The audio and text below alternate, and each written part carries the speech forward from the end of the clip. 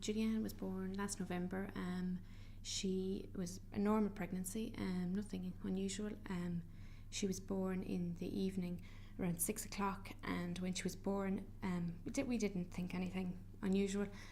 Two paediatricians came into the room and examined her, and they left, and another paediatrician came in and examined her. And again, I had never had a child before, so I didn't know the procedures really. The paediatrician called my husband over and said there was a couple of things that he was worried about.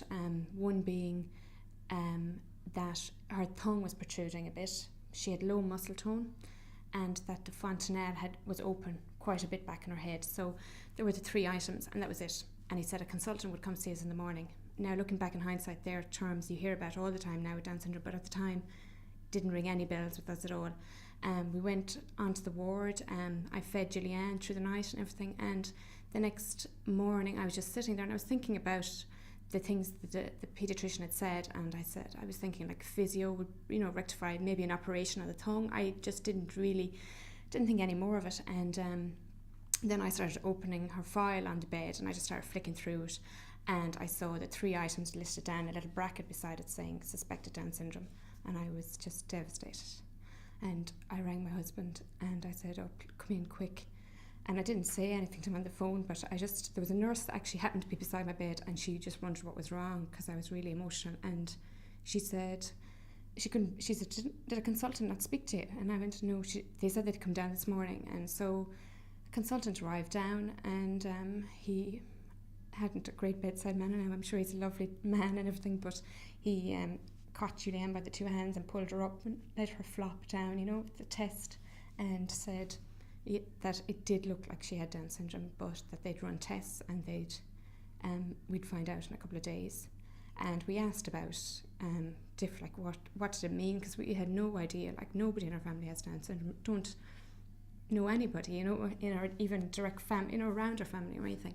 And he said it was too early to say anything to us, and that we'd just find out really, it would be too early to talk about the exactness of it, So, but the social worker came up and gave us a fact book and things like that. So that's how we found out.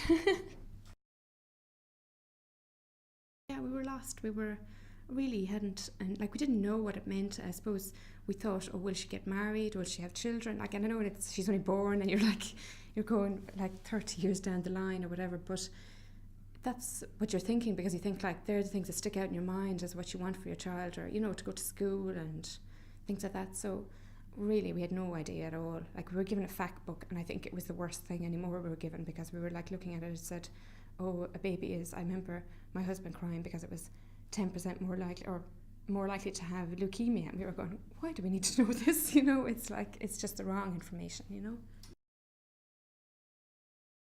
Well, I remember the first thing she said to me, she said, get a diary and write down everything Julianne does on a week by week, because she said, you'll meet other children, you'll say, oh, Julianne isn't doing this or Julianne isn't doing that. But if you actually write down, you go, well, actually last week she couldn't do this and now she's doing that. And now I feel that she's just Julianne, and she's going along at her own pace, and she seems to be the same pace as everybody else. So I think that was one of the major things. And at the very beginning we had really bad feeding difficulties, and I was trying to breastfeed Julianne, and I was sick and it wasn't working out, and Angela used to ring me nearly every day or every second day and see how is it going on, and just tell me, keep going, or try this or do this. And it was just great to have somebody there that knew what they were talking about, because we had to do a couple of trips to hospital and things, and you'd be talking to consultants, and they'd be saying, oh, she's not gaining enough weight, Julianne, or whatever.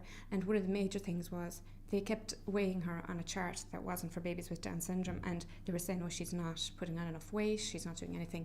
And so Angela sent me out the correct chart, which is just a simple thing, but it just changed things, because I could go back in with knowledge and go, well, actually she's perfect weight wise, and she's doing the best she can, and she's and it just meant it was a weight off our shoulders, I think.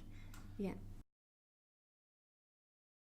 But I think when my family are there, oh, Julianne will be fine, but they just don't know, and it's nice to hear from somebody that does know. And I think that a lot of the medical staff, they don't have, they don't deal with it every day. They don't know, the exactness of it, and you're dealing with, the minute detail, and they're just generally looking at it. So it's great to know, just to have to be able to ring somebody up and say, look, the consultant said this, what do you think, Angela? Or, you know, and you feel like, I think when we came out of hospital, we kind of felt it was them and us, you know, and then when Angela met us, she was like on our side, if you know what I mean.